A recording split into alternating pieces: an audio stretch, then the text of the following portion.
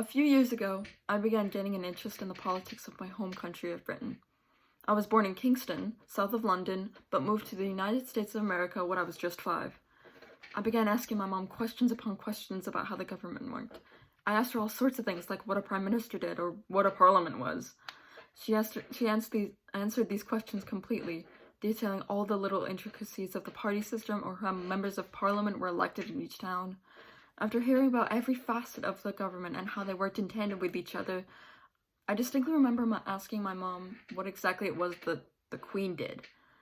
So far, the British government seemed very similar to the US government. How did the Queen fit into all of this? Did she write laws? Did she oversee Parliament? Did she have the final say on every decision? Well, my mom's astute response was, well, she doesn't really do anything. This sent me into a spiral. The Queen was the head of state, the one person that represented all of Britain. How could my own mother say that she does nothing? The United Kingdom was known for their reign of royals, each one leaving their own special mark on the British culture and society, whether that be through leading their country through war or having a lot of wives.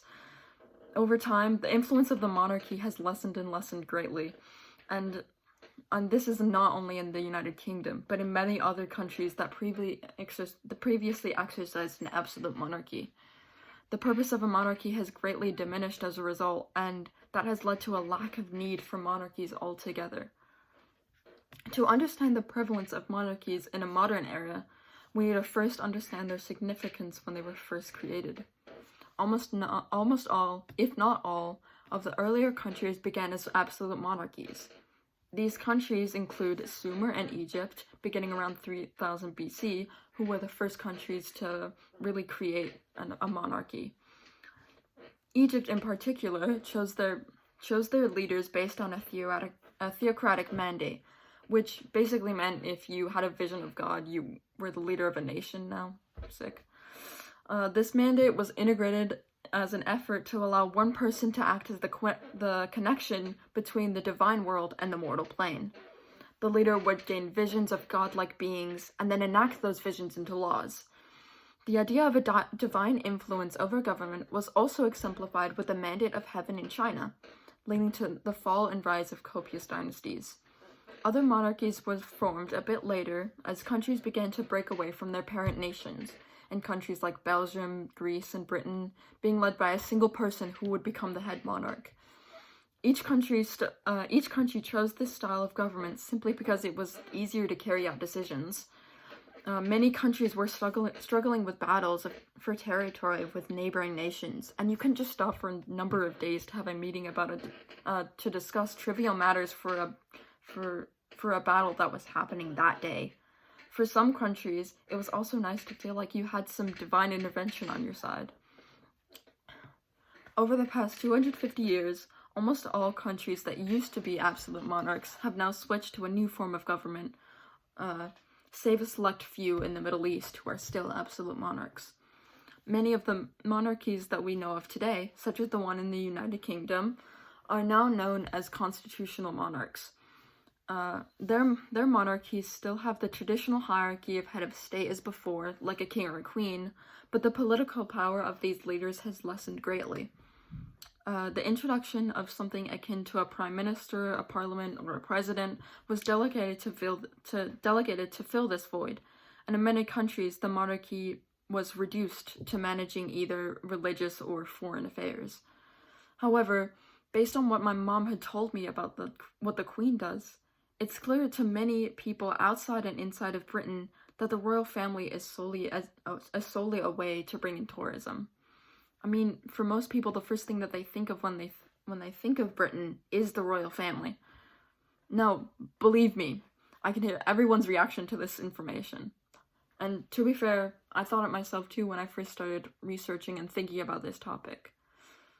Who really cares?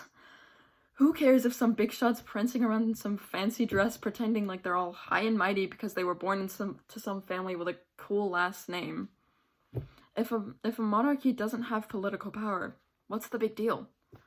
The truth is, even a constitutional monarch can have a lot more impact than people may realize. Even though 250 years ago most countries defaulted to a monarch-based government, it doesn't mean that it worked all that well. The defining factor and flaw of a monarchy is that leaders are born into power. It cannot be predetermined that these leaders are good at leading or that they're even good people. As Lord Acron famously said, absolute power corrupts absolutely. Rome, for example, fell because of a line of greedy and corrupt leaders, leading to the collapse of their economy and ultimately the collapse of their empire. Saudi Arabia is one of the few countries in present day that is still an absolute monarchy. Due to the lack of checks and balances in the country, it is easy for the ones in power to become corrupt.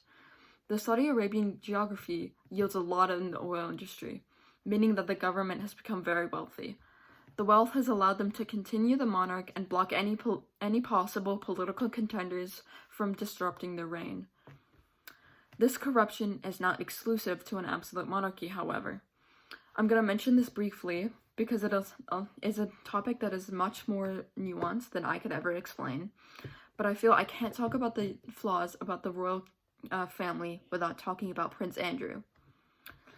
Prince Andrew was accused of raping underage girls and is in ties with Jeffrey Epstein, but a court case was never ensued.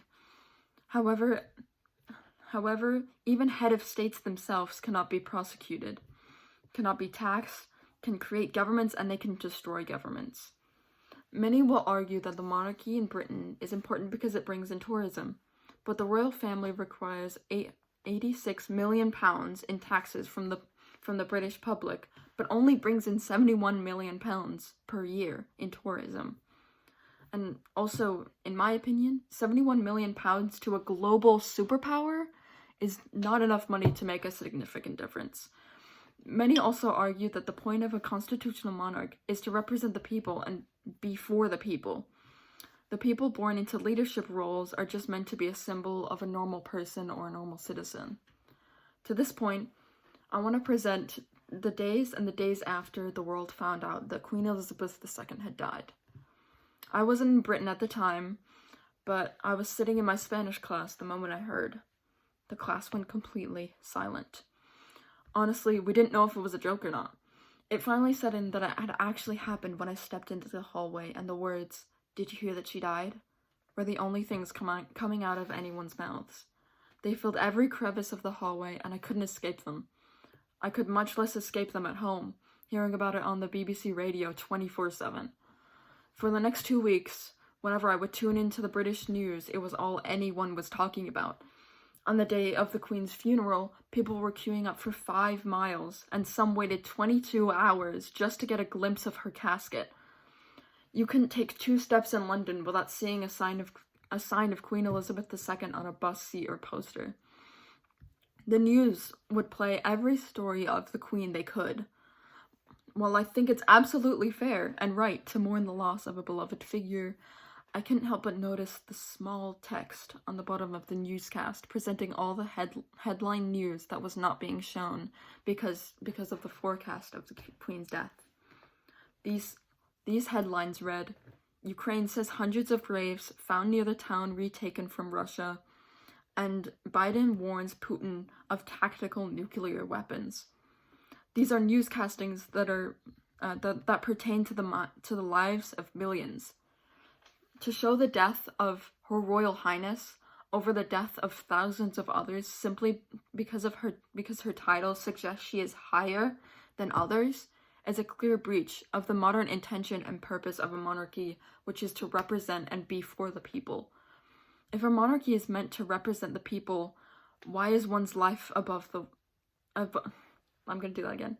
If the monarchy is meant to represent the people, why is one's life put above the lives of the people? Thank you.